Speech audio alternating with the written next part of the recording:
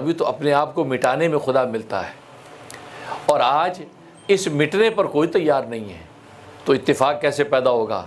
ملکوں کا اتفاق کیسے پیدا ہوگا؟ دو ریاستوں کا اتفاق کیسے پیدا ہوگا؟ دو جماعتوں کا اتفاق کیسے پیدا ہوگا؟ دو افراد کا اتفاق کیسے پیدا ہوگا؟ کیوں اپنے آپ کو چھوٹا کرنے کو کوئی تیار نہیں۔ اب یہ چھوٹا یعنی انسان اپنے آپ کے اندر تواضع پیدا کرے اور یہ بڑائی اور کبر اس کی ختم ہو جائے، اس کا راستہ کیا ہے؟ اس کا راستہ صحبت صالح تورا صالح کند، صحبت طالح تورا طالح کند، کہ نیکوں کی صحبت اختیار کرو تو نیک بن جاؤ گے، اور بروں کی صحبت میں رہو گے برے ہوتے چلے جاؤ گے۔ صحبت، اس لیے قرآن نے کہا یا ایھا الذین آمنوا اتقوا اللہ، اے ایمان والو اللہ سے ڈرو، تقوی اختیار کرو، تقوی والی زندگی اختیار کرو، وکونوا مع الصادقین، سچوں کے ساتھ جڑے رہو، سچوں کی صحبتوں میں رہو، ان کی رفاقتوں میں رہو۔ اور سچوں کی جب صحبتوں میں رہو گے تو تمہیں دو فائدے حاصل ہوں گے، کیونکہ صحبت سے دو فائدے حاصل ہوتے ہیں، ایک تعلیم کا اور دوسرا تربیت کا، اور تعلیم اور تربیت ہی سے انسان کی ترقی ہوتی ہے۔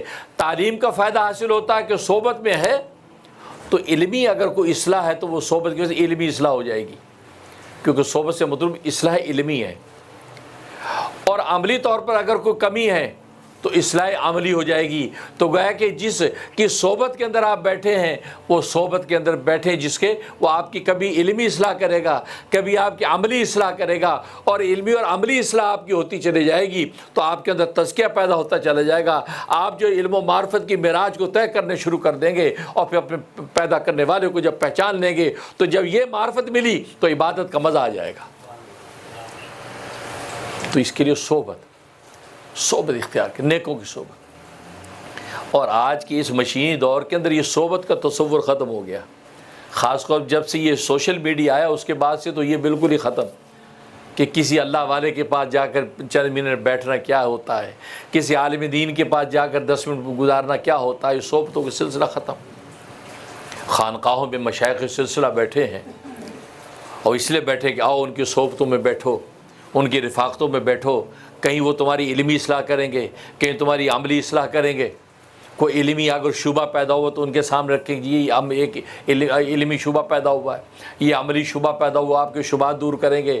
تو کیونکہ ڈاؤٹس ایک ایسی خطرناک چیز ہے کہ انسان آہستہ آہستہ اس ڈاؤٹس کی وجہ سے نظریے کو بدلتا چلا جاتا ہے۔